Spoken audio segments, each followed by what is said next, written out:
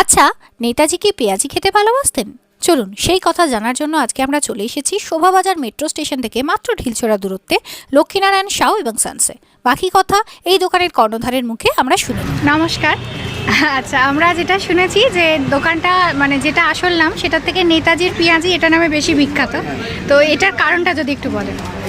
এই দোকানটা শুরু করেছিলেন আমার ঠাকুর দাদু আচ্ছা 1918 সালে। তারপরে আমার দাদু, তারপরে আমার বাবা, তারপরে আমি খোঁজ জেনেছি। আচ্ছা আমার ঠাকুর দাদুর সময় এই দোকানটা একটা ইনফরমেশান এক্সচেঞ্জ সেন্টারের মতন ব্যবহার করা হয়। তখন তো আর এত ফোন হোয়াটসঅ্যাপ এসব ছিল না। তো আমার ঠাকুর দাদুর কাছে কেউ এসে বলে যেত কি অমুক লোক এলে ওনাকে বলিস 4টের সময় দেখাবে, আচ্ছা, বা অমুক লোক হলে মানে এরকম মানে বিপ্লবী কাজকর্মের জন্য আর কি, দেশের গেট টুগেদার। এই যে গেট টুগেদারগুলো হতো, গোপন মিটিংগুলো হতো, এখানে আমার ঠাকুর দাদু বরাত পেতেন কি এখানে চপ মুড়ি আর মাটির আচ্ছা ঘরে চা। চা।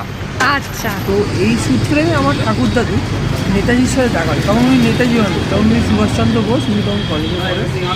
তো তারপরে পরবর্তীকালে আমার ঠাকুর দাদু ওনার প্রতি এতই শ্রদ্ধা আর ভালোবাসা হয় 1942 সালে। উনি তখন তো ব্রিটিশ আমল, তখন তো উনি এইভাবে মানে ডিসক্লোজ করে করতেন। হ্যাঁ। তখন উনি গোপনভাবে মাথায় চুবড়িতে করে তেলে ভাজা নিয়ে নিজের বন্ধু বান্ধব আর সব পাড়ার লোকদের খাওয়াতেন আজকে সুভাষবাবুর জন্মদিন, তোমরা তেলে ভাজা। আচ্ছা, আর 1947-এর পর থেকে স্বাধীনতার পর, হ্যাঁ। স্বাধীনতার পর থেকে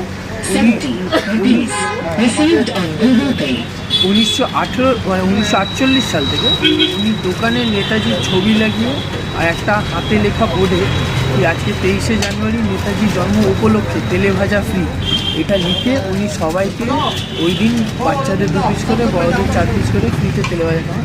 সেই প্রথাটা আমরা এখনও ধরে রেখেছি। আর এই প্রথা থেকেই আমাদের নামটা হয়েছে নেতাজির পেঁয়াজি। আচ্ছা আচ্ছা দেখুন এখানে আমাদের 1948 সালের ছবিটাও আছে দোকানে। আচ্ছা আচ্ছা আচ্ছা তখন এইভাবে নেতাজির ছবিটা উপরে লাগিয়ে এইভাবে দোকান সাজিয়ে এইভাবে করা হতো। অনেক ধন্যবাদ। আর আরেকটা কথা জিজ্ঞেস করছি, মানে এখন যে আইটেমগুলো হয় এগুলো কি মানে নতুন কিছু অ্যাড হয়েছে? অনেক কিছু। আগে আমাদের হতো আলুর চপ, বেগুনি, পেঁয়াজি, ফুলুরি, মানে যেগুলো আর একটা একদম অথেন্টিক। বড়া হতো, আচ্ছা, সেটা এখন আর হয় না। ঠিক আছে। আর তারপরে পরবর্তীকালে এখন তো 22-23 রকমের আইটেম হচ্ছে। মানে এখন সবই আছে, আপনার চিজ চপ আছে, চাউমিন আছে, মানে আধুনিকতার সঙ্গে তাল মিলিয়ে একদম সেটাই। আচ্ছা, অনেক ধন্যবাদ। আপনারা খেয়ে দেখুন কিরম লাগছে। আমাদের খুবই ভালো লেগেছে, আমরা অলরেডি টেস্ট করে নিয়েছি, খুব ভালো লেগেছে। ধন্যবাদ।